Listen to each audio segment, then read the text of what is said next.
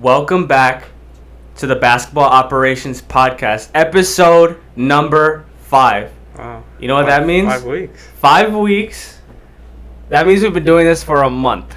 For a month already. That's ridiculous. Yeah. Consistency. Consistency. We didn't know we were going to be here. I didn't think we would get past 2. I was like, okay, if we're going to do this, we have to be consistent. We've been consistent for about a week. Obviously, every Thursday, we're going to get more episodes out there once the offseason hits because we want to do more of, what our name is, right? We want to be more involved in, cap space, trades, untouchables, all that stuff, like we are in the president, we are presidents of basketball operations. So today we're going to touch on that a little later in our third segment, when we talk about the free agent class this coming summer that has a lot of good names, actually. It's a little appetizer for next year. Yeah, because the class of 2022 is the best free agent class in a while, I think. There's a little some. There's a little something. A couple names in here. When we get there, it's going to be, we're going to make, because as we get more involved and get more into this and get more get more used to this of talking back and forth podcast style, and then there's gonna be a lot of changes. I just hope y'all are ready for this, because we are, and we want to provide good content for y'all. But it doesn't make any sense, Miles, if they're not subscribed. Right? Subscribe if you want your kneecaps. If you want your, I just wonder what takes longer, them to subscribe or a Giannis free throw routine. Do you want to? Don't. Do you want to count? Oh, you count with me. 1, 2, 3, 4, 5, 6, 7, 8, 9, 10, 11, 12. Giannis airball the free throw, and you still haven't subscribed. Please subscribe. Please comment. Follow our Twitter, bball_pod. We will let you know. Notifications. Turn the notifications on. Noties on, so that way you know when our episode goes live on YouTube and on Spotify as well. And we'll let you know where else you can find our podcast, because we still need to hear back from Apple, and then we're going to be everywhere. Once we hear back from Apple, then we're going to be everywhere. Everywhere you can find podcasts, we're going to be there. So, today's episode, we're going to talk about the Bucks, or Miles is going to talk about the Bucks-Hawks series, what the Bucks need to do, Giannis' injury, whether that actually hinders their chances at getting to the finals and winning this first chip. And then I'm going to talk about the Suns series, or the Suns' road to the finals, how they got there every series, and what they bring to the table going into a 7-game series to give everybody on that Phoenix Suns team their first championship. Nobody has won the championship on that roster right now, I think. So it's gonna be fun, because they're gonna want it.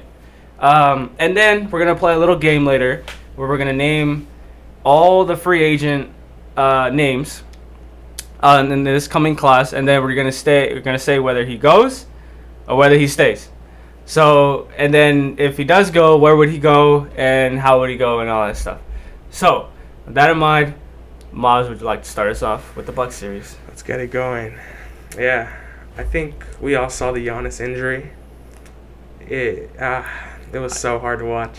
So hard to watch. I was at work when it happened. Oh, really? I was at work, and I saw a Twitter notification, something about Giannis' knee, but I didn't know. And then once I got off work, I went on Instagram, and I saw his knee bent the complete other way. Initially when it happened, I didn't see the knee bend. I just saw him and Capella go to the ground. Mm-hmm. And then they zoom in on Giannis holding his knee. I'm just thinking the worst already. There is no way this guy just tore his ACL. 2 wins away from the finals.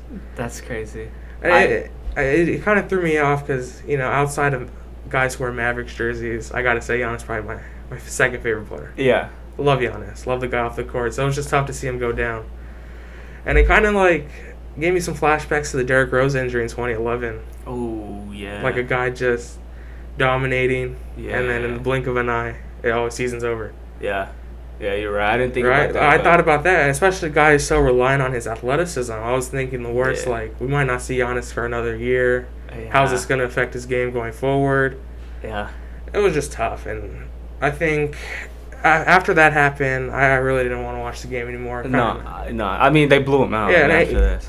If I'm a Bucks fan, I probably would have felt even worse. Yeah, I thought it was the ACL. Yeah. I saw the Instagram post or Bleacher Report. So the guy is a freak. Like, the guy literally bent his knee. His knee bended in a 90-degree angle. A 90-degree angle. Okay. Man. And only a hyperextension? And if that happened to me, amputate my leg, doc. Amputate my leg. Open the roof of the arena. Take me out by helicopter. I don't even think that's possible for you to put your knee or put your leg in that position. I'll tell you, if that's my knee, the blood vessels are gone. Everything. PCL, ACL, MCL, LCL, DVD, DVR. Everything's gone. Okay, I have no knee. I need a knee transplant. Oh my god! I'll give you my knee if you need. I don't think I need my knees. But to only come out with a hyperextension, I mean, we don't know what that looks like. Is it like a bone bruise or like a sprain? They haven't released any other details, have they? No. When it first came out, they said it was doubtful for Game 5. I was like, damn, to not be listed out straight away? Mm-hmm. That's crazy. I don't think he's coming back to the series. No, I don't think he's coming back to the series. If the Bucks do go to the finals, he'll come back. Because the thing is with hyperextensions, we saw with Joel Embiid when he was out for like a month. Right. And then it came out torn meniscus I don't know. Like it's almost like ripped, like it wasn't torn completely. I think they're gonna try to win this series without him, and then the plan might be for him to come back in the finals, but they got to get there first. Yeah. Cause and Giannis is a competitor. He's gonna do everything he can. He wants to be out there, even if he's just a decoy. Yeah. He wants to be out there. Yeah, I think if he just puts himself in the mindset where he just goes like, okay, I'm just gonna rebound and then I'm gonna give the ball to Chris Middleton, and that's it. But the thing is, like, now that he's gone, it almost puts like Nate McMillan in a situation where like they gotta take full advantage. They gotta take full advantage of because especially defensively, I just have to throw everything I have at Chris Middleton and not let it. It's like the same thing with the Clippers. Yeah. Throw everything you have at Paul George, let somebody else beat you. Yeah. All right. Yeah. So, getting into the game, the Bucks, they needed this one. No Trae Young, they needed this one to go 3-1, and they came into the game coasting. Mm-hmm. They were coasting. They felt like they could just flip the switch and turn it on at any time. They kept the Hawks. They let the Hawks take like a 10-point lead, and then once Giannis got injured, that's when they just fell flat. Like our star's done. Yeah. But even up to that point, I felt like they needed to be aggressive and just come out attacking like they did in their 2 wins. Because when you hit the Hawks first, you could really tell it really affects them. Yeah. But when you allow the Hawks to hang around and then build a lead, that's where they're dangerous. Yeah, that's exactly what we were talking about last episode. Yeah, so that's what we're talking about. It's like the Bucks got to be the one to punch first, because if they don't, that's the story for them. If they don't punch first, they're losing the game. Yeah, and then in Game 2, when they beat them by like 30, I told you, if they came out punching, they'd win the game. Make Atlanta call the first timeout. They won that game. Yeah, that's what needs to happen. Because Atlanta, like we said earlier, name of the game is hanging around. It's just hanging around. Yeah, just chipping away, building a lead, and then getting the timely stops. Mm-hmm. I think we got to talk about Lemon Pepper Lou, though. Lemon Pepper Lou. Integral. They needed him to step up. He stepped up. Looked like 6th man of the year Clippers type Lou Will. Yeah, so it looks like who won the trade then? Right? Rondo getting DMPs in the conference finals. Yeah, the Lou Will, they won the trade. They won that trade. Because Rondo, I was telling you earlier, where the fuck was he? I don't get it. Playoff Rondo was the entire point. Like, instead of Patrick Beverly fucking shoving Chris Paul, he could have had Rajon Rondo out there in a tough situation to get you to a Game 7. I don't understand. Because the game was close. It was. The game was close to a certain point until Chris Paul decided to say, fuck you, and like take over the whole second half. Yeah. Shout out to Chris Paul. Shout out to Chris Paul, man. They fucking deserved it. God damn. I was watching Clippers CP3 on the Clippers floor. On Staples Center floor. Yeah, I'm not the biggest fan of Chris Paul, but I gotta give him his props. 16 years. Yeah, he said Paul George dropped 41 in game 5. He said, fuck you, I'm gonna drop 41 myself. We'll get to that later. Nate McMillan. With the absence of Trae Young, you needed to fill some holes in the rotation. He unleashed Cam Reddish. Yeah. Who was, second year wing guy from Duke, part of the Trae and Luka trade, as we know. Mm-hmm. And he's a good player. He did his job. He shut down Chris Middleton. He's a shooter and a good defender. He shut down Chris Middleton. He was taking it to Middleton, not letting him get to his shot, not letting him get to his spots. Middleton won 6 of 17. Yeah. And on the offensive end, when he's cashing on his threes. Mm-hmm. So that's what they brought him in for. That was a good adjustment by McMillan. Yeah. Get some Cam Reddish minutes. I wonder how that's going to look when Troy comes back. I mean, I don't see him. Honestly, I don't. Who was starting at small forward position? Solomon Hill. I think he takes Solomon. Okay, yeah. So he has to, right? Yeah, I think he has to. Because now that Giannis is gone, I feel like Solomon Hill was just there for like a Giannis help defense type thing. I think they'd be more dynamic with Reddish, with Trae. Yeah, because Reddish is... You just camp in the corner. Yeah, is a better three-point shooter than Hill. Yeah. And a good slasher. Yeah. That's what he did at Duke. I mean, we knew he was... I mean, he went pretty high. What was he? He was like top... I think 9 or 10. Yeah, he was 9 or 10 for a reason. And like he's a good player. Like I was telling you, it's like they don't even have everyone. Like DeAndre Hunter's not even here. The problem with like fans, like they write off young guys so fast. Yeah, I don't know why. Because if they're not Luka or Trae Young coming off just like incredible seasons, then it's like because it's also just flip flopping too, where it's like Luka and Trae are like haven't even won anything, and they're like hands down Hall of Famers and everything. Like okay, like we see the talent, but like they haven't done anything yet. Luka's a Hall of Famer. We can get into that. Another time. And then he has like Cam Reddish. That's like okay, he didn't play because he's injured, so he's gone. Like. Like a Kongu. He's put good minutes in, but everyone's writing him off. They're like, oh, yeah, fuck no, he's going to Big O, man. Big O. We really saw this guy grow and then become an NBA player. That's crazy. That's pretty cool. I shook his hand, man. Yeah, that's pretty cool. Shook his hand. I got Big O powers. He's been pretty good bringing the energy for them. Mm-hmm. Do you think the Bucks could win this series without Giannis? Because he's not coming back this series, I don't think. I still think there's a way they could do it. If Trae Young is 60% of himself, I think the Bucks can't win this. Because I feel like everything... Because the thing is with the Hawks is they have good pieces to throw at Chris Middleton now, right? Yeah. They have Cam. They just got to focus Hill. Yeah. They just got to focus pretty much on the offensive end. Because Drew has been showing that, like, was he really worth the extension? Yeah, right? Yeah. Was he really worth the contract, the picks, and everything? Because, like, you got him here to be part of a big three, and there has been times, like, that he has shown up, but, like... he's been so inconsistent. Yeah, and inconsistent. You can't be inconsistent, especially against these Hawks that, like, have shown... They beat the Knicks, #1 defense, right, in the regular season. They beat the Sixers, who... Julius Randle forgot to play ball. It's fine, whatever, it's fine. It's still #1 defense in the league in the regular season, right? They beat the Sixers, who everyone thought was going to be like, okay, Sixers, Nets, Eastern Conference Finals, right? Everybody I'll thought never forgive Ben Simmons for that. And then now it's going to be, the Bucks, where it's like the Bucks...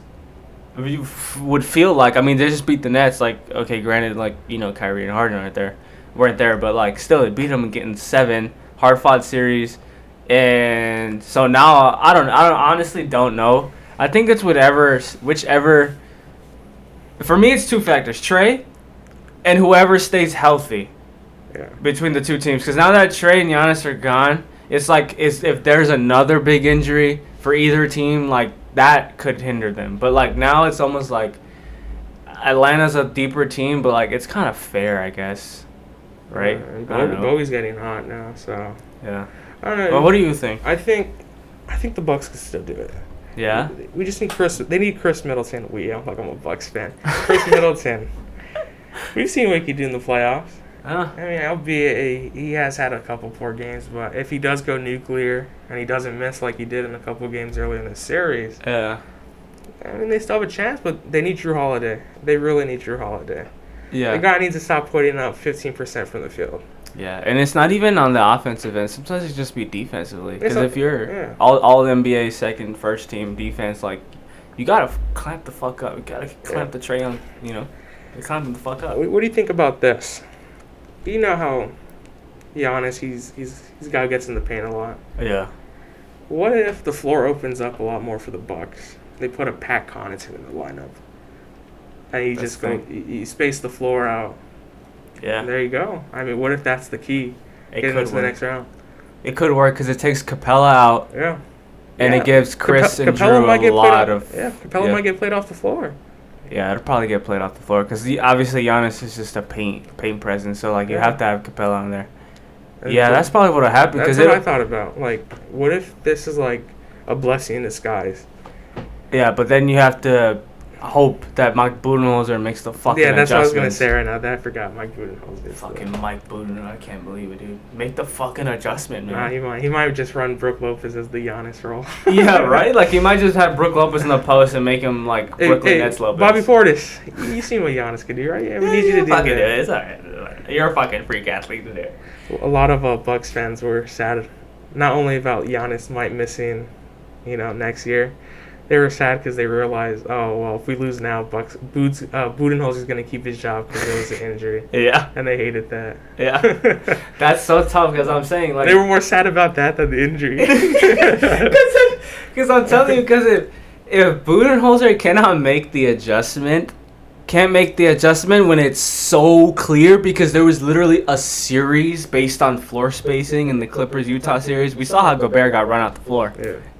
It could work the same, like, it's the same thing. Yeah. It's the same thing. Brook Lopez, knockdown shooter. You keep him in the corner or, I don't know, the wing. You literally run a 5 out. You got a team of great shooters. Your only great shooter on that roster is Giannis. Yeah.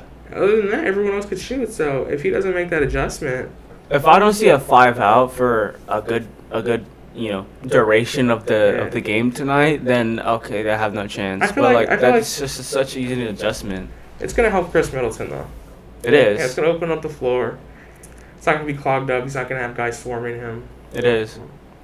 And it's like I don't know what it is. It's so weird because the thing is with Milwaukee is that they get very stagnant.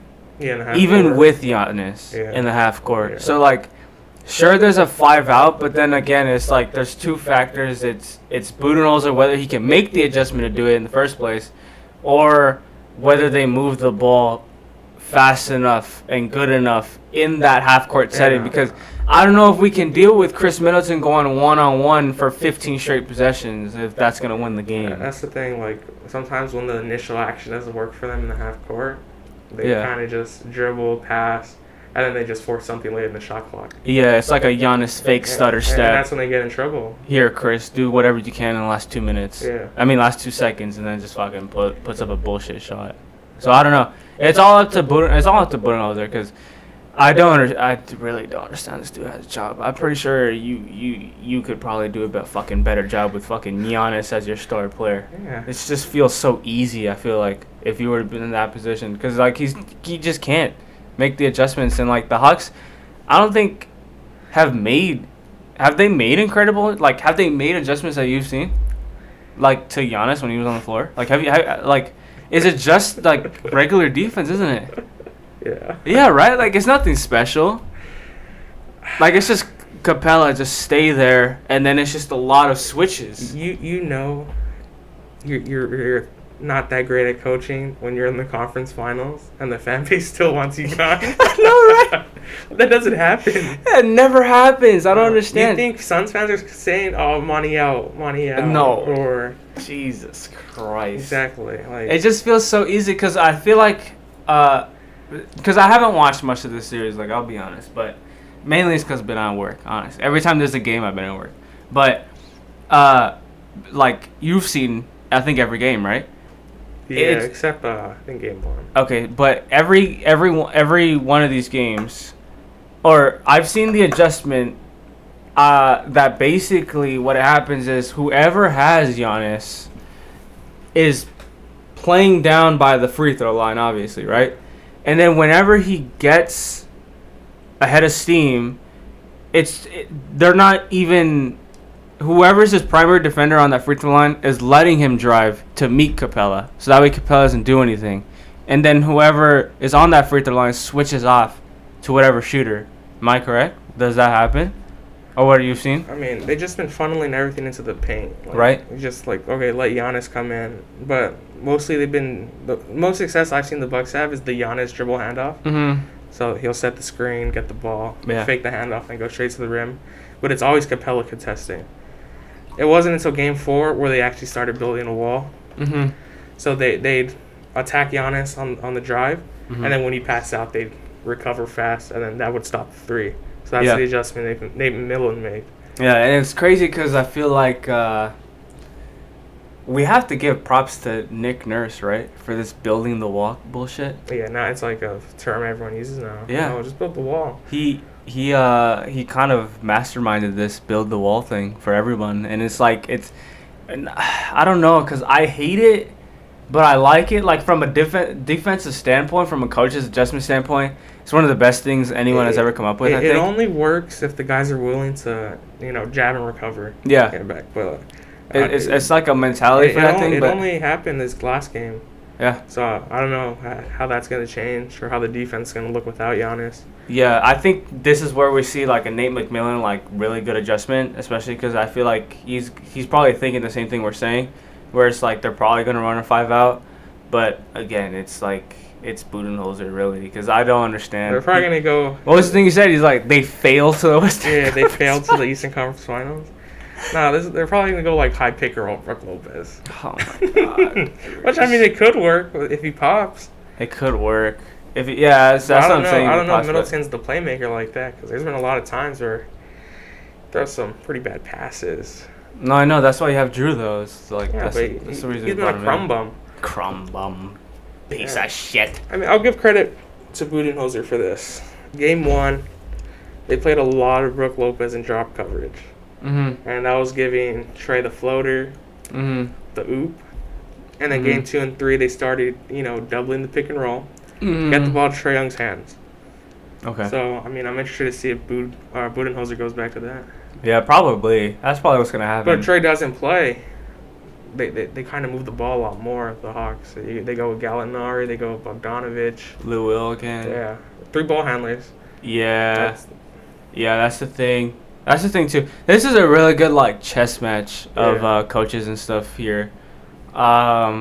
Yeah, because, like, Budenholzer, who's, like, very, for some reason, just not wanting to do adjustments. And then you have Nate McMillan, who still has the interim tag on his name. Oh, he's getting multi-year. He's getting multi-year. Still has the interim Not sure why name. Indiana let him go.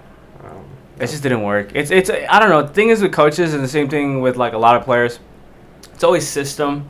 It's, like, sometimes, like, I guess the locker room didn't let them make the necessary adjustments, or like they weren't willing. Like, you never know what goes on in the locker room. You can only just assume. But I'm assuming that, like, with a lot of these coaches, it's like it doesn't work. They have hidden feelings. They can't make adjustments because they have to listen to the GM, then they have to listen to the owner. Sounds a lot like Rick Carlisle. Yeah, that's what I'm saying. Like, that's probably what happened. Rick Carlisle is probably what happened. It's like, he just had hidden feelings for fucking Luka or something. Like, he praises him, he's going to be Hall of Fame, but he has hidden feelings. He has to listen to Cuban because Cuban wants the ball in Luka's hands. No, it wasn't even that. It was the Shadow GM. GM? We'll talk about that in the Mavs offseason episode. Yeah, Mavs offseason. Yeah, we're going to recap all that. Every single drama, soap opera fucking episode that happened over there.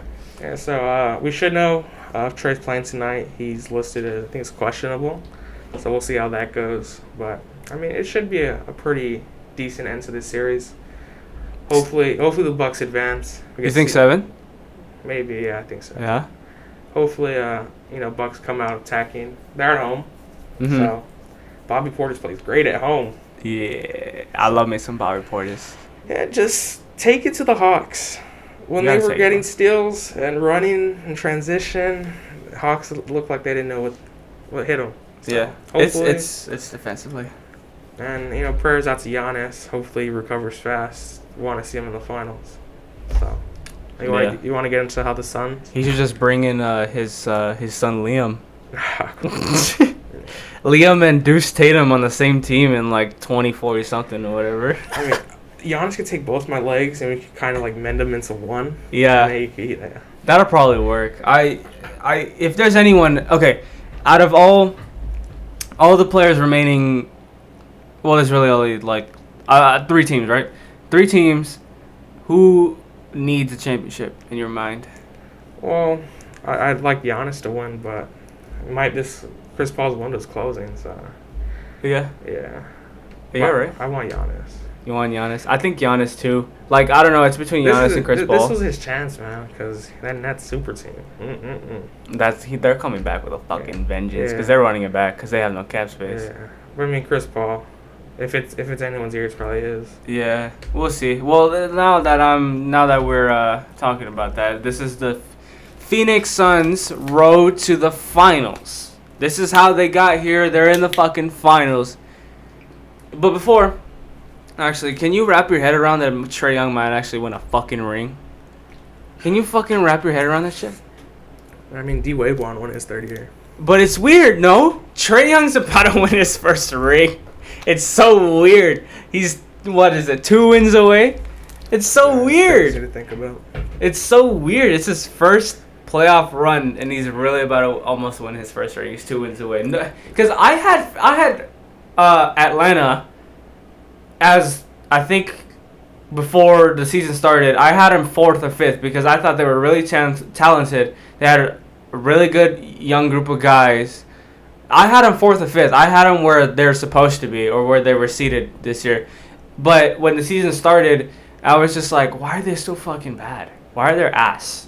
And then Nick McMillan took over, and then now it's... Lloyd Pierce was doing a lot of other things other than basketball. I guess so. And then now it's like...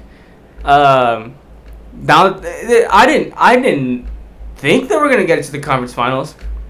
I thought they were going to be second round at best. Yeah, well, the Hawks are like a case of a front office doing well by their star. Yeah. Like, they knew they had a guy in Trae, so like, all right, well, let's go after guys. Even though Gallinari's in his 30s, let's go after guys going to help us win now. Mm-hmm.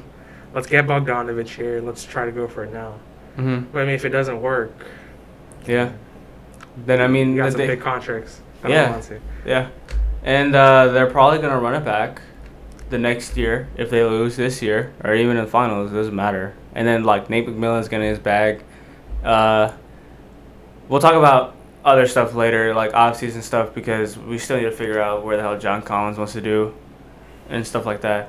But, so back to the Phoenix Suns' road to the finals. Chris Paul might win a fucking ring for the first time in 16-year career. So, first series was against the Lakers, right? They beat them in 6. This series, I think, was the Booker series. If you were to put a player or a term to this series, was the Booker series. This series definitely proved he was a superstar. I don't agree with Stephen A. Smith that he's the next Kobe Bryant. Yeah, that's too far. Can't he just be the next Devin Booker? Next Devin Booker, man. Like, yes, there's similarities in the game, and like, and Book takes inspiration from Kobe. From him, and so does a lot of other players. But it's not like let him be him. Let him paint his own picture. And that's why I got incredibly pissed when he said that Donovan Mitchell's the best Jazz star or best Jazz player ever. He hasn't even won anything. I mean, Karl Malone and John Stockton didn't win anything either, but like... Karl Malone won a sexual assault case. No, don't say that. We're going to get canceled. Okay. It's fine. He's allowed back. It's fine. He's allowed back. No, cancel him. It's fine.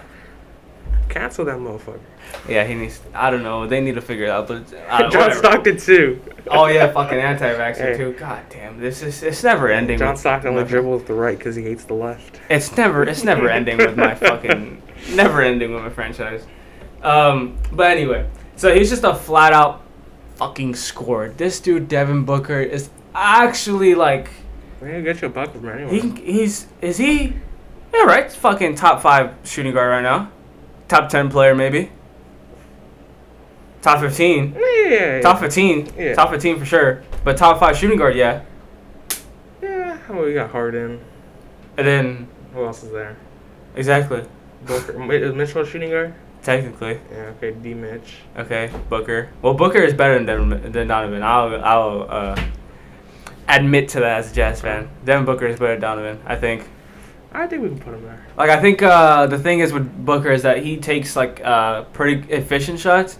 And, like, the way he snakes around screens is a little different than Donovan. Because Donovan, as soon as he gets past the screen, it's, like, to the rim and nothing else. And then, like, Donovan's more of a high-volume shooter, like, high-volume three-point shooter. While Booker's, like, can kill you by the mid-range and, like, have 27 points on, like, 15 shots, and all of them are on mid-range. So they're different in many ways, but I think Booker's better than Donovan Mitchell, honestly. So Booker averaged 30 points on 6 boards and 5 assists in that series.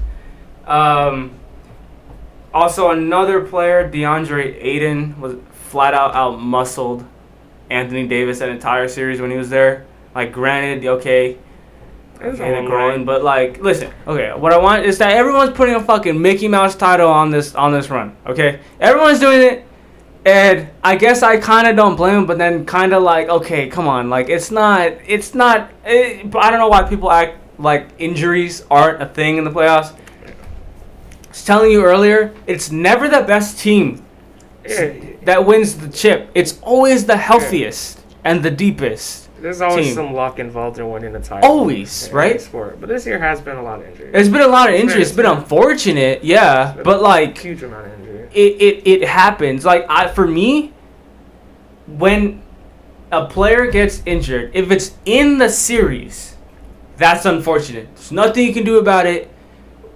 You just got to adjust, and that's it. AD got injured during the series. The groin was happening during the series, right? It happened during the series.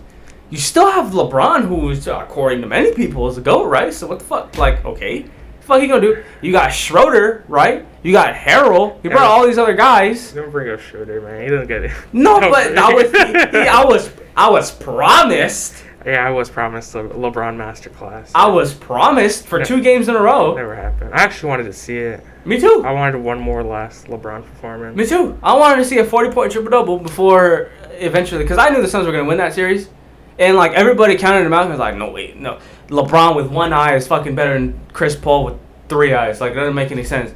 Like, they were counting him out. AD goes down and it's like, oh, we don't have... It's the same story every fucking year with these Laker fans. I don't understand it. It's like, oh, yeah, we got the fucking deepest team and everything. One player goes down, and it's like, oh, but we didn't have this player. But I thought you were deep. It made no sense. Like, I was promised a bunch of these things. It never panned out. So my rule is that if an injury happens in a series, it's unfortunate. There's nothing you can fucking do about it. That's fine. Nothing you can fucking do about it. Like, and then, right, so that happened. And then, like, Chris Paul almost left. Chris Paul, the CP3 curse was about to happen again. He messed up his shoulder, right? He left game 1.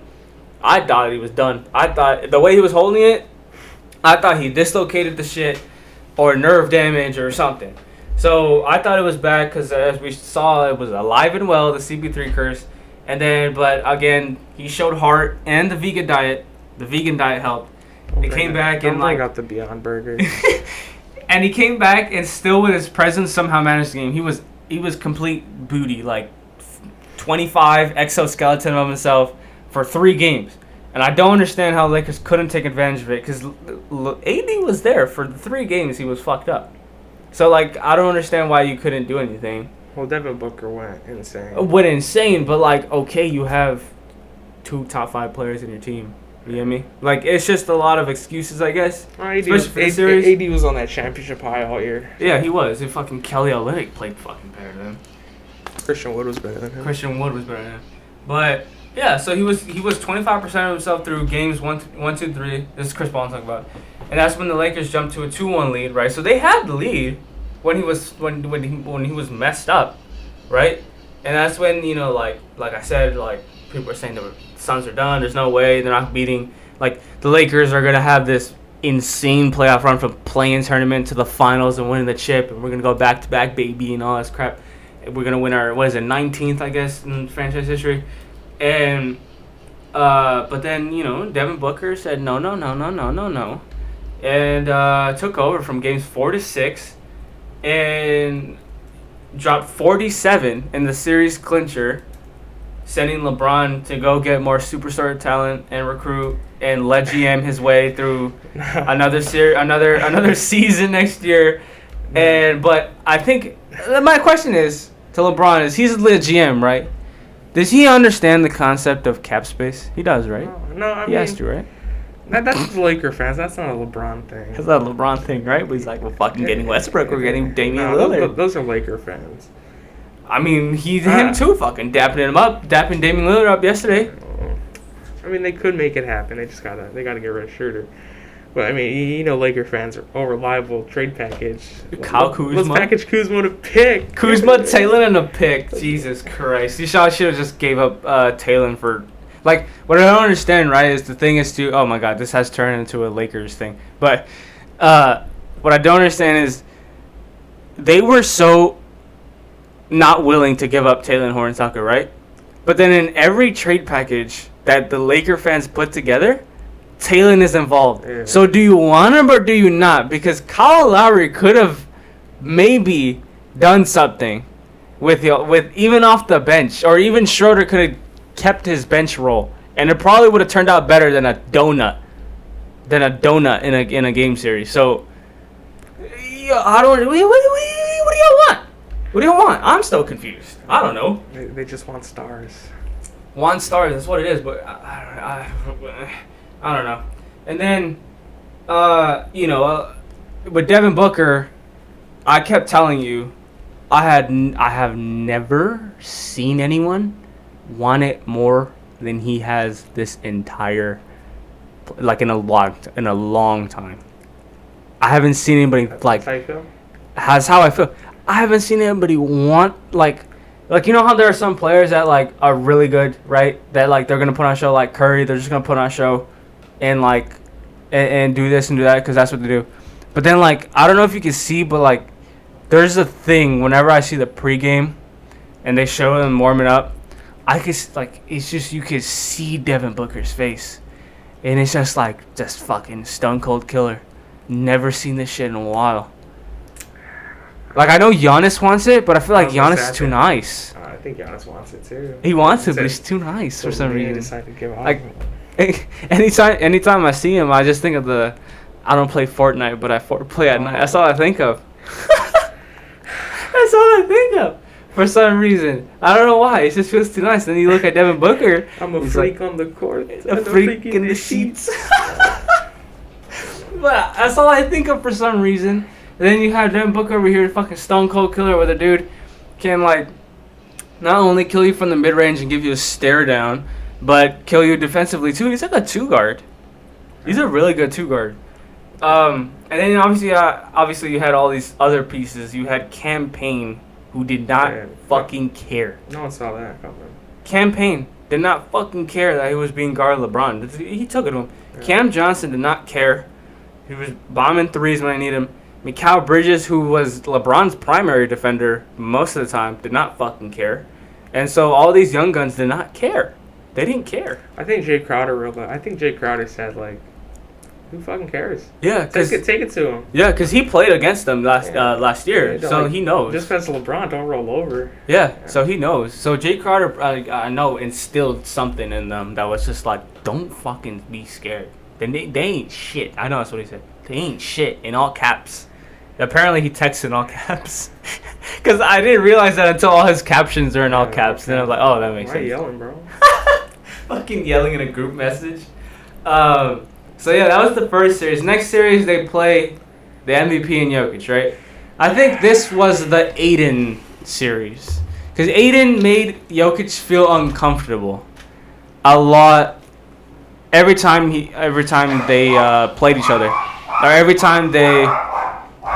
shit. I think LeBron's at my door. I think he's angry. It's my dog. LeBron? LeBron! Don't try to recruit me. Oh my god. Okay, he's gone. Anyway, so this was the Aiden series. He made him feel uncomfortable the entire series. Like, okay, this is where what I said earlier, my rule, right, about playoff runs, is that Jamal Murray's injury was a thing of, I think, most other injuries that happened in the regular season where it's just wear and tear because they just came back from down 3-1 twice last season, came back kind of short in off season, right? Came back and then just freak accident towards ACL, right? This is the one where like you never know. Maybe Jamal Murray comes. Maybe I think he does something. I think Jamal Murray would have been tremendous, right? But I don't know if he would have beat them. I think they would have given him a run for their money. A run for their money, but I don't think the thing is, the Suns, they said, Jokic, you can kill us.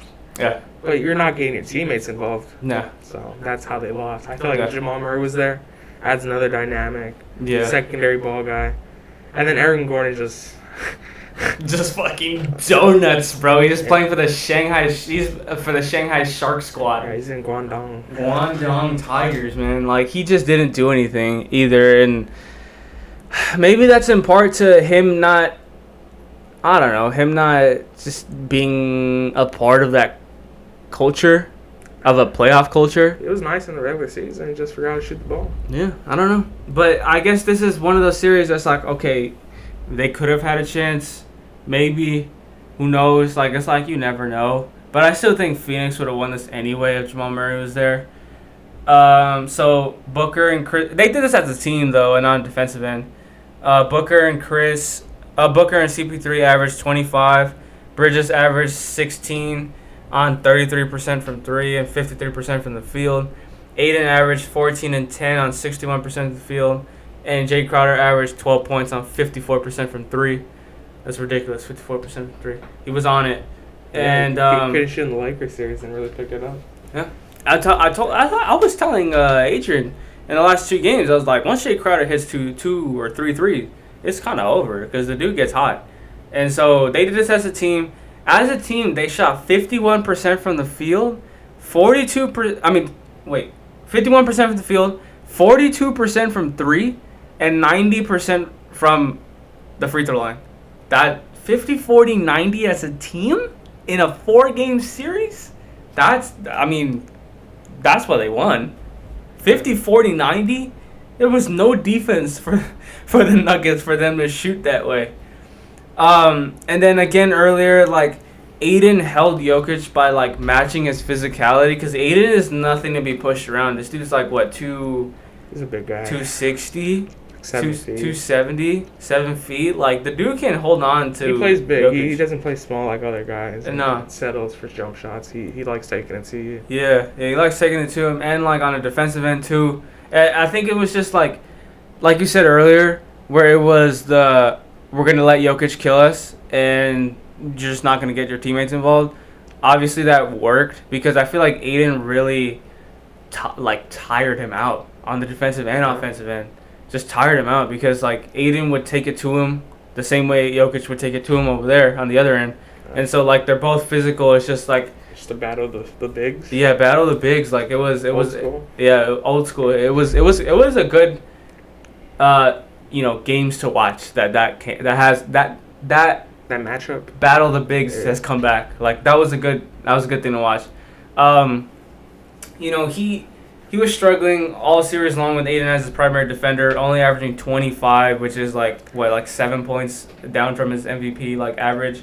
Shooting 47% from the field, which is ridiculous, but a little worse than what Jokic is used to, and 27% from 3, which was disgusting for him as well. Which because Aiden is a little different than most of these bigs.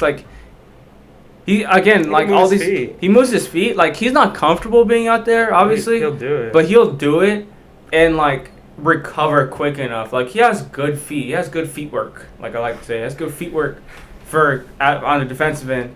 And then Suns in 4. The Suns in 4 guy? I want his action figure. No, bro. We should get his action figure. Put it somewhere here or something. Suns in 4. That shit was so funny.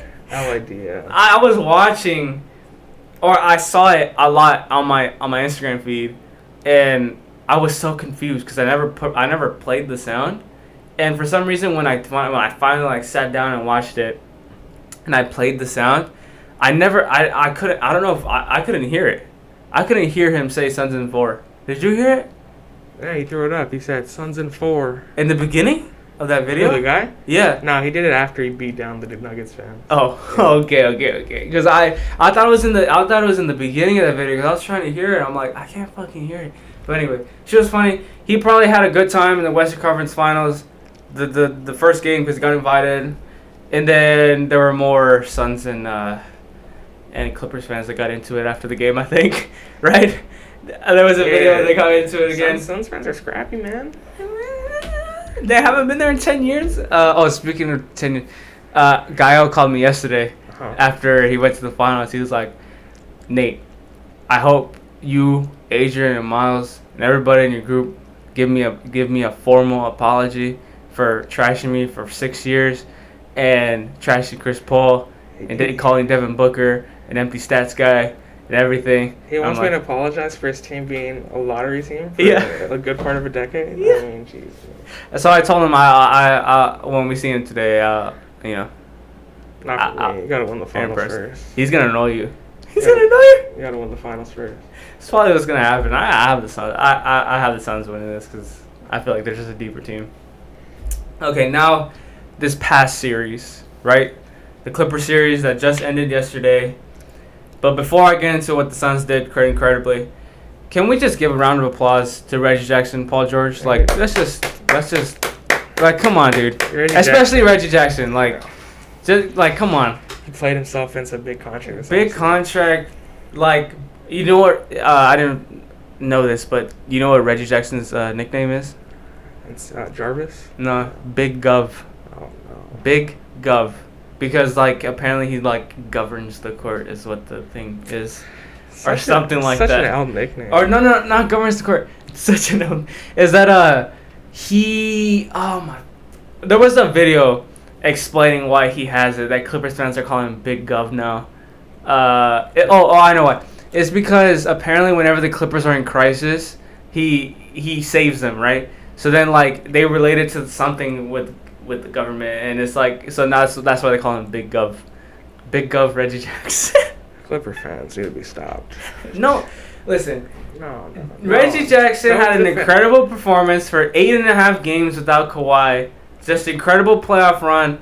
His playoff run was similar to Steph Curry's amazingly. He had the most threes, I think. In the entire playoffs. In the entire playoffs made. Played their fucking asses off. Paul George proved everything this postseason. It really made up for last season, I think. Carrying them to their first ever Western Conference Finals berth in franchise history. Because I was watching, what was it? The Jump, I think it was. And Jay Williams came on and he was like, Paul George never signed up for this. He never signed up for Kawhi to go down and carry a team. So for him to put that on his back and drop 41 to force a Game 6 in the first place, to take him back home, was crazy. Like, he had 20 points per game. 20 points. He scored 20 points in every single playoff game. Most minutes, most points, all that. Like, top 5 in rebounds, all that stuff. Like, just he was able to put it together. And, like, props to him. And Reggie Jackson too. He can go get a bag. I don't know who. There's only like 3 teams with cap space, but someone's gonna get him. Someone's gonna get him. But he is one of the best ISO scorers in the league, right? Yeah. Do you agree? Yes. There were times when he went at the big, threw it high off the glass. I'm like, there's no way this goes in, and then it goes in. So. Best ISO scorer I've ever seen. But best ISO scorer that like. That's in the league. Like, another, obviously, James Harden. The Clippers needed a bucket. They're like, all right, here you go, Reggie. Here, Reggie, bro. That's crazy. Like, who would have thought Reggie Jackson was fucking wasting away in Detroit, and then he comes here and, like, it turns into fucking Steph Curry. Literally Steph Curry, because, like, the numbers are the same from Steph Curry's, like, best playoff run, I think it was. Like, it was the same thing. And then also he has the best effective field goal percentage on an ISO. This playoffs, so like he just turned into fucking Reggie Michael Jordan Jackson or some shit. Just a bucket. Just a bucket. I wish Kawhi played this series. I think they would have beat him. I think they would have too, because Ty Lue. Oh yeah, and props to Ty Lue as well, making adjustments down 0-2 3 times in a row, still giving your players a chance, still giving yourself a chance, and like that, he's just fucking playing chess, dude. Everyone's playing checkers. this dude is great. Ty Lue is like, okay, because when he came in, it was like, oh, he doesn't have LeBron, so what the fuck he gonna do? I was one of those players I was one of those people where I was like, he doesn't have LeBron, what the fuck he gonna do? No way. I don't know if that was just LeBron the entire time, but Ty Lue actually makes good adjustments. Yeah, he makes good adjustments, so it proved to everyone else. This dude's a coach. He's a coach. He's a real coach, and like obviously, Clippers are probably gonna run it back. We're gonna talk about it later again. And then, but they're going to run it back. There's no way they're not. So, game 1, I'm just going to keep it simple for the last 6 games. I'm going to keep it to a word or a player or whatever. Game 1, Booker triple-double. First ever to do it since Steve Nash in a playoff series. That was just flat-out scoring, flat-out getting our teammates involved. No Chris Paul due to safety protocols. The CP3 curse, again, tried to take him out. That happened, and he just flat out scored, took it to him, and whatever. Game 2, campaign, 29-9, no turnovers. Had his Chris Paul game because Chris Paul was out again. Is that the DeAndre Ayton game? DeAndre Ayton, the Valley Oop. Oh yeah. The Valley Oop was that game. That was a crazy ass fucking game. That was a good game. And like we talked about it in the last episode about like all these ref changes and all that stuff. But yeah, that was a good game. That was a really good game. And then game 3, I think, was Clippers defense. That's what propelled them over, and then obviously Paul George. Clippers defense really put them over to give themselves a game 4. Game 4, Phoenix won. It was a complete slugfest. It was one of the ugliest games ever. The final score was like 84-88 or something like that. With the Suns winning, they're up 3-1. Chris Paul's not good with 3-1s either, but then like Clippers aren't good with 3-1s either. Yeah, so it was weird. Like, okay, who does the universe want? Yeah, it was like CP3 curse or Clippers curse. Which one? So game 5 was PG's game, 41. They ended up winning that game, so it's like ooh, maybe they have a chance. Ty Lue's making the adjustments. Chris Paul is like kind of coming back because the games 3 and 4, that's when he came back, but he wasn't really himself, and like Devin Booker was shooting horribly. So maybe they had themselves a chance. So PG did his thing, put his team on his back, dropped 41 on like 80-something% from the field. I think he only missed five shots, like 15 and 20, I think, from the field or something like that. It's kind of crazy. Who? Paul George. Oh, yeah. Yeah. In game 5, like 41 and like only 5 missed shots. It's ridiculous. Yeah. And then game 6, obviously, Chris Paul. At 36 years old, I did not foresee him a 40 burger, a 41. He said fuck you, Paul George, do the same shit on my court. This used to be my court. Yeah. And I saw Clippers CP3 like when he came around. So there was a play. He came off the high pick and roll. He snaked the screen. He snaked under the basket and did this like behind the bag, and he was wide open. I'm like, I'm fucking seeing Clippers Clippers Chris Paul in a Suns jersey. Flashback to 2015. It was ridiculous. I was like, the only thing we're missing is Blake Griffin. Yeah. I was like, damn, no fucking way.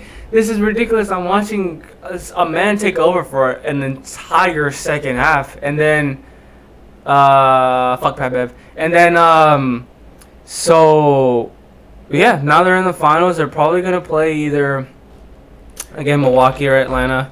If Giannis comes back healthy, doubt it. But I think it's very doubtful. But it's the Suns' title to lose. Suns' title, yes, that's the perfect way to put it. Suns' title to lose because if Atlanta wins, and they have so much time to rest before these finals. So much fucking time because this series is going 7, so they have about probably 8 to 10 days. Yeah, they got like rest week and some. Yeah, so it's gonna be a good finals. Everybody's gonna complain that not their favorite players aren't there, blah blah blah. But it's gonna be a good series. Like you just gotta give it, because I know the Hawks will make the right adjustments if they make it, or the Buck teams will make the right adjustments against the Suns. But to be honest, if the Hawks, even if Trae Young's there, if the Hawks make the finals against the Suns, I have Suns in 5. It was a good run for the Hawks, but I think the Suns. And they put Mikal Bridges on Trae and just shut it down. Yeah, I have Suns in 5. Maybe sweep. It's going to be one of the most least watched probably finals. I'm gonna stick with the Bucks winning. Yeah. Bucks in 6. Bucks in 6. I'm I mean, I'm gonna watch it just because, like, if you're really serious about basketball, you're gonna fucking watch it. Fucking casuals. Fucking watch the game, man. It's the point. Okay, your team's not there. LeBron's not there. Fucking watch the game. Guys say they enjoy watching basketball, then complain about every little thing. Yeah, that like, hey, KD's not there, Curry's not there, LeBron's not there. What the fuck? Weren't y'all complaining that we didn't want to see a Cavaliers Warriors for 50,000 years in a row? Doesn't make any sense. Make it make sense, man. So, yeah. So if I think it's Suns. Bucks and Suns, our picks are still here, I guess. Obviously, aside from our teams getting bounced, but and no, we're not bandwagon. I don't want anybody of our viewers to think we're fucking bandwagon. Okay, it's just if we had a choice, this is who we're going with. Okay, yeah, my team's out. I'm not going for anyone in the West. I got to go for someone in the East. Yeah. We see good teams. We know good teams when we see them. Yeah. We know rosters. We know what each player is able to bring, past stats and all that stuff. We understand these types of things. So that's where we're going. We're not bandwagon. Trust me, we're not. But so yeah, that's the finals. It's gonna be great for the playoffs. Is continuing to be great. Again, unfortunate with all these injuries, but what you gonna do? Like. It's like the same thing as like what was the year when Zaza Pachulia put his foot under Kawhi? Yeah, Kawhi, wasn't that 2017? Yeah, so like okay, like is the Spurs are gonna win? Maybe, like that's the thing. It's just you never know. Like, is Kawhi really winning his second ring if KD doesn't tear his Achilles and Klay tears his ACL? I don't know. Does Chris Paul beat the Cavs if he doesn't tear or his hamstring doesn't give out on him against the Warriors? I mean, exactly. Like, just winning championships, you got to get real lucky sometimes. Yeah. You got to luck into things. So. Yeah, and the only real injury that I think you could take part that's like, oh, maybe, or give a run for their money was Jamal Murray because it happened in regular season. But when it's the ACL, it's kind of unfortunate. But, like, again, the rule is, like, if it happens during the playoff series, like, there's nothing you can fucking do. Like, Kawhi happened during the playoff series. Like, it was unfortunate. I thought they just banged knees. But it turned out to be, they're trying to hide it, but they're saying strained knee. But, like, I think it's an ACL or slightly torn or something like that. It has to be. Because he would have been playing if it was a fucking strained, right? After 7 days. Knees are tricky, man. Yeah, I don't know. But it happened during the Jazz series. It's just unfortunate. It didn't play. So, like, sure, you can put Mickey Mouse title on it. But, like, it's just unfortunate. Like, if it happened during the series, nothing you can fucking do. It's like that's what every fan does. Like I said, if Mike Conley was healthy, then we would easily beat the Clippers, but he wasn't. So like there's nothing I can do. Yeah, if Kawhi was injured, we would have beat the Clippers. Yeah. So that's it's not fair, dude. We got Michael Jordan reincarnated for 7 games, but all these other teams got a pass. All it needed to happen is somebody else not named Dorian Finney-Smith to hit a 3, and that's it. He would have won the game. I hate everyone on the roster besides Luka and Dorian. Okay, so that's it for that segment. We're going to move on to our last segment. This should take about like 15 minutes. It's going to be a quick little game. We're going to play if he stays or if he goes, right? And you know the song. How does the song go, Miles? Should I stay or should I go? Yeah, should he stay or should he go? Yeah. Right. So I'm going to name, or me and Miles are going to alternate naming players in this free agent class, and we're going to say in 3, 2, 1 whether he leaves or whether he resigns or stays, right? And then if he leaves, where he goes, and we're going to discuss like a couple seconds after we say. So, you want me to go first? I'll go first. You go first? Okay, go. I was just going to random positions, all right? Okay. Mike Conley. Stays. Really? Yeah. Okay. What do you say? I think he stays. He stays? Yeah, okay. Because Joe Ingles' kid. Joe Ingles' kid, yeah. They need to be in the same school. Yeah. Yeah, because I don't know where he goes. He's discussing things that's like, I need to check my family. What if he goes to the Lakers? Oh, that's what I was thinking. It popped in my head. I'm like, oh, shit, maybe, because they need a point guard, but I don't know. Who knows? All right, I'll go. Let's see. Let's pick a good one. Spencer Dinwiddie. He goes. I think he goes too. Yeah. Somebody's got to offer him. He's coming off an ACL, right? I think he's gonna get a max. He's gonna a max still on an ACL. Yes. Damn. Teams are desperate, dude. That is true. And his ACL wasn't even that bad. It was a partial. Where does he go? I don't even know where he had, like... Boston needs a point guard. Boston. Chicago. Maybe, Chicago. Maybe Charlotte. I think on every one of these, I'm going to say Charlotte, whether he leaves. Charlotte has cap space. I mean, he's another target for the Lakers. Yeah. Oh, a lot of Nick. A lot of point guards are going to be targets for the Lakers. Yeah, and Knicks as well, because they have the second most cap space going into next year. All right. DeMar DeRozan leaves. Yeah, he leaves too. Yeah, he leaves. But I have him sign and trade though. Okay. Sign and trade to, I don't know. Well, it has a lot of teams. Chicago, Dallas. I think he comes to Dallas. Mavs are going to strike out on Kawhi and the Victor Oladipos and all them. Yeah. But I think DeMar... I don't think you want Victor Oladipo, honestly. Yeah, injury prone. Yeah. I mean, I feel like DeMar would fit right in with Luka. Sure, he can't shoot the three, but we need a secondary ball handler. Yeah, and like with him being in the Popovich system, it's helped him create, because like he's had a career high in assists, I believe, this past year. He's a better playmaker. Yeah. So it's another player to put the ball into. Let's see. We're gonna go with Lonzo. That's kind of tricky. I think he leaves. Yeah, I don't think New Orleans matches. No, right? No, I don't think so. I think someone's going to throw the max at him, and he's going to sign the offer sheet, and he's out of there. Maybe Chicago. Imagine a backcourt of Levine and Lonzo. That'll work. I don't know. There's Chicago. There's New York.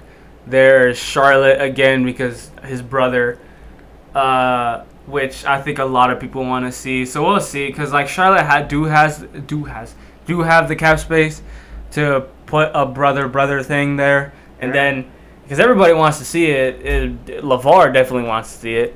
It's just I don't know if Michael Jordan wants to fucking see it, because like he fucking hates LeVar, fucking hates him. So I don't know. It'd be a pretty dope backcourt, Lonzo and Malcolm Brogdon.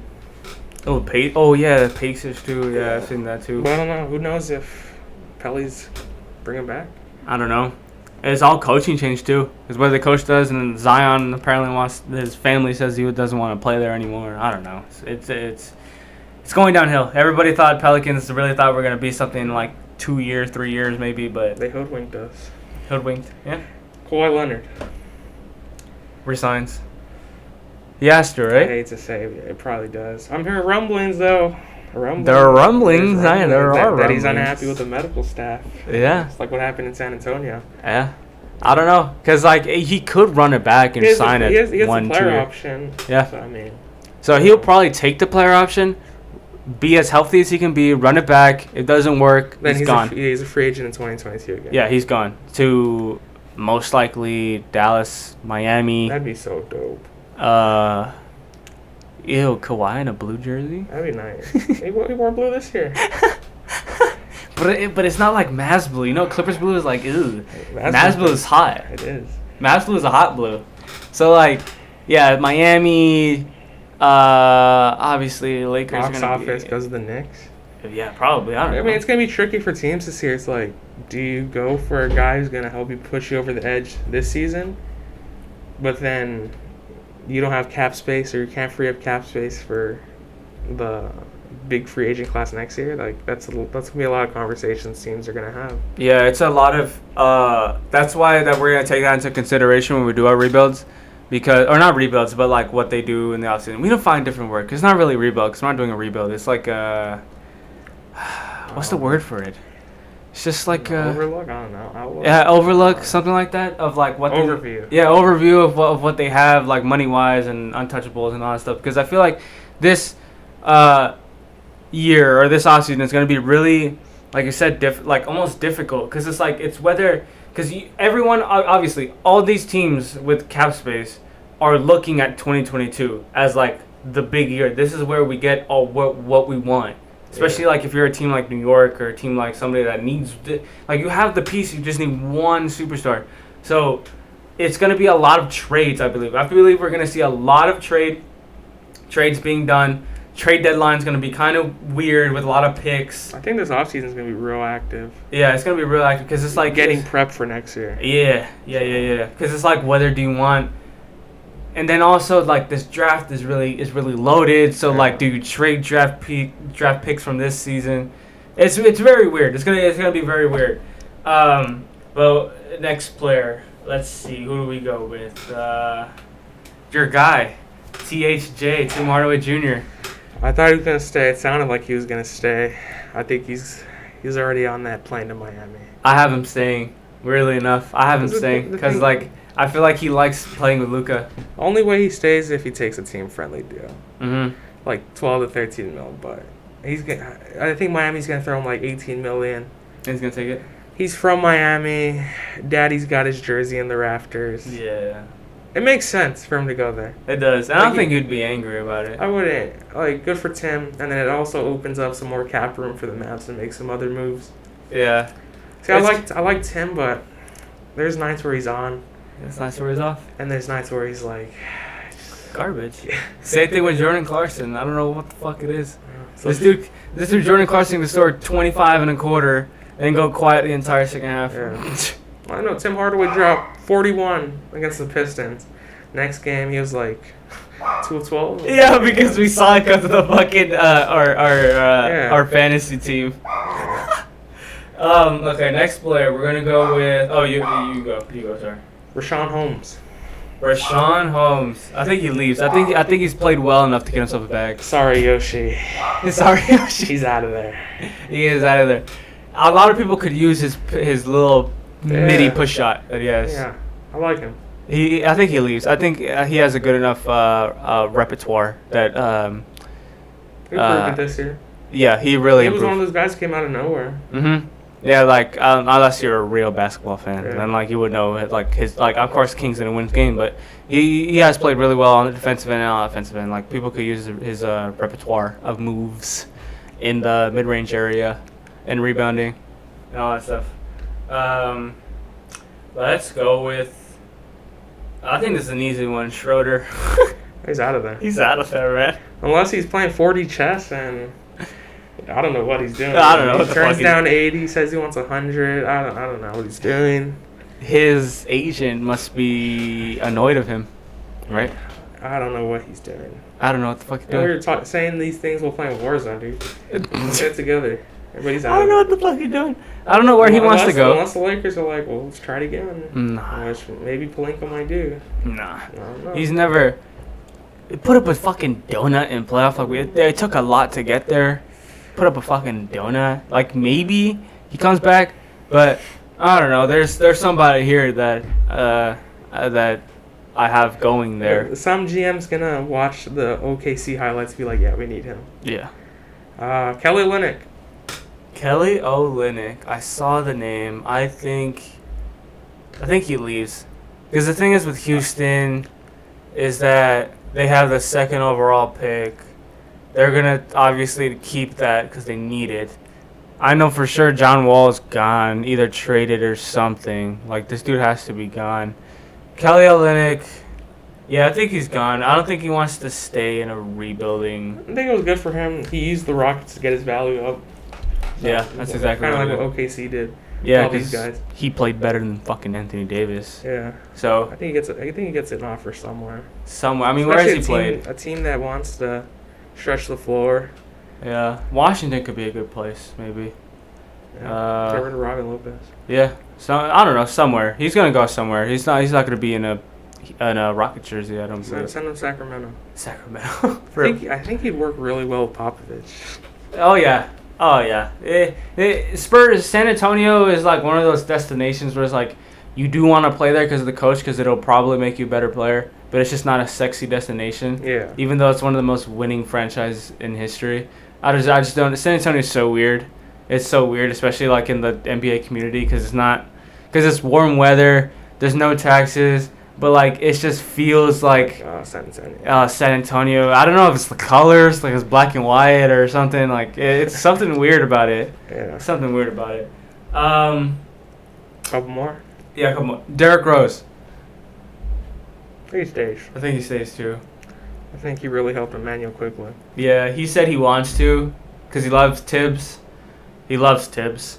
And so Yeah, he's gonna stay. He wants to sign like maybe what is it? I think he takes a team friendly. Yeah, like a 2 years something friendly.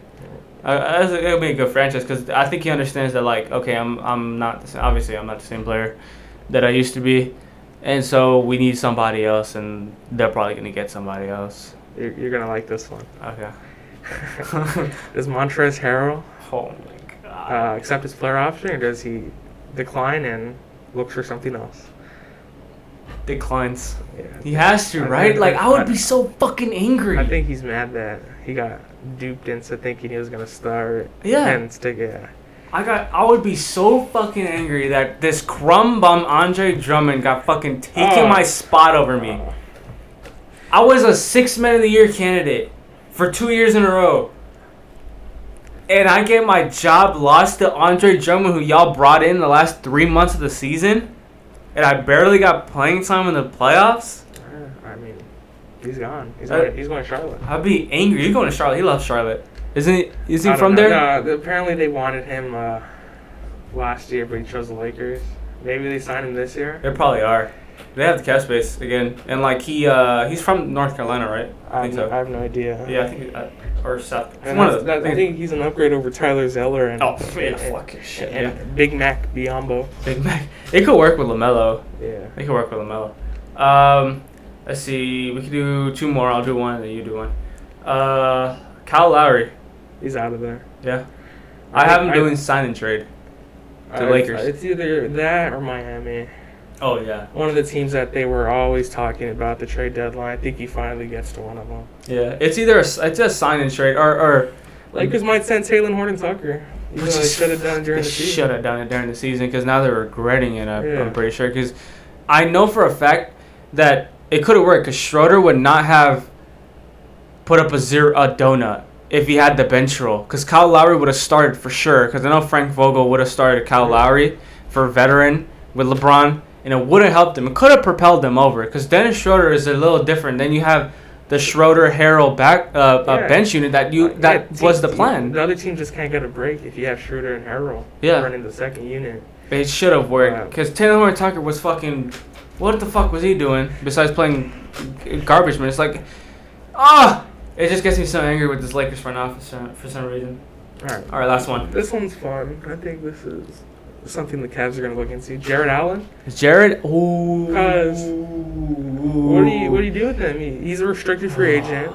They were saying he trades him for some pick. I was hearing that if Mobley falls to Cleveland, then he gets traded. Yeah, Jared Allen's out of there. Build around Mobley. Mobley. Because the thing is, because if you're Cleveland right now, apparently they want to trade Sexton to Miami, right? Yeah. Sexton to Miami is a real thing that's happening. So you get Tyler, Duncan, and who's a young... Oh, what's his name? Precious, yeah. And a pick, maybe? Yeah, he's throwing a couple picks. Yeah. I don't think Colin Sexton's going to command a lot of picks. No. I mean, Sexton is a really good player. Sexton works in Miami with the culture. I just don't think, I don't think he fits in Cleveland with what they're trying to do. That's why they're trying to get him out of there. Yeah. He's a good player. And then they still have Darius Garland there. So it's still a guard. And you have a Garland here. Because a Garland... Garland, Hero, and Evan Mobley, if they get him. Could work. It's young, but who knows. But they're stuck in purgatory. Yeah, they're gonna suck for a little longer. A long time, because a Garland Sexton backcourt never worked. When they picked him, I was like, why? Because you have because Cleveland loves guards for some reason. I guess they're hoping for another Kyrie. I think that's probably what's going on. And then Garland, because it never worked. They're both point guards. They're both ball dominant, so it never worked. Jetty Osman's going to average 30 and make us look down. Jetty Osman, oh my god. Well, actually, we'll do one more. This one's a good one. Victor Oladipo. Does he stay? Oh, brother. This guy can't stay healthy. He's going to leave because he's delusional. That's what I literally have it in my notes. He leaves because he is delusional. He's going to ask Schroeder, I was injured the whole fucking season, but I'm going to ask for a $80 million or up contract from somewhere. I think Miami might bring him back. Really? Yeah. Okay, so it would be Sexton, Oladipo, Jimmy, who's in Power 5? Udonis Haslem? I don't know. Who do they bring in? KZ Okpala? Like, I don't know. We got Bam at the 5. And then Bam at the 5. It's just that 4 spot you need to fill somewhere. But, I mean, that's a good defensive. It's just on defensive end. Offensive end. They can bring in Daniel Tice to play the 4. Yeah. It's just on the offensive end. It's like, yeah, I don't know anymore. Because, like, with Hero and Duncan, like, you got good threes. You had some 3-point shooting. But. Yeah, but now it's, like, kind of gone. Because Colin Sexton is not the best 3-point shooter. Jimmy Butler, as we've seen, not the best fucking 3-point shooter. Bam Adebayo never shoots. I don't know. It's going to be, I guess. Gotta love that Heat culture. It's all defensive. But, so, yeah, that's our free agent class. That was our little game. If he's, should he stay or should he go? So, yeah, that's it for today. Thank you for listening to us today on this July 1st. This is a new month. There's new things that could happen. I think we have 21 more days, maybe, I think. To the draft. To the draft. Should be fun. It should be fun. Loaded draft. Yes, it is, and it's like a lot of trades. I feel like a lot of draft night trades will happen. A lot of draft night trades will happen. So I think, what's the schedule for us? I think in next 2 weeks, or actually, next week, we're gonna highlight the finals because I feel like by next week we should start, or maybe after game 1, and then put our analysis on that. Probably spend most of our time on it. The following week is where things get a little juicy. Following week will probably be our mock draft week, where we have everything. We analyze all the top 20, 15 draft picks. We say, who we have at each spot and like why we have them at each spot. And then on draft night on July 22nd, please tune in to our live stream. We're gonna have our first official live stream. We're gonna have a draftathon. We're gonna make sure to see whether we were right with our picks. We're gonna leave analysis. We're gonna leave all this stuff and a face reveal for the first time. A face reveal on like what we look like if you guys are new and you guys don't know what we look like. So please have your notifications on YouTube for that. Please have your notifications on for our Twitter. bball_pod, and then just tweet at us if you want us to talk about something else that you would like to hear in the off season. Like what's our, we have ideas like maybe what's our like top 5 players in each position, what's like our top 10 in each position going into next season. All that stuff is going to be really, really exciting for us to come. I'm excited. I'm glad that we've done this for a whole month already. It's still blowing my mind. It's like it's been an entire month already since we started this. And I think we've grown. We've grown immensely in the past month, just, talking what we like to talk about. So if you guys would like to stick around again, please subscribe. Please leave comments on our YouTube channel. Please go check out our podcast again on Spotify, Anchor, Google Podcasts, all that stuff.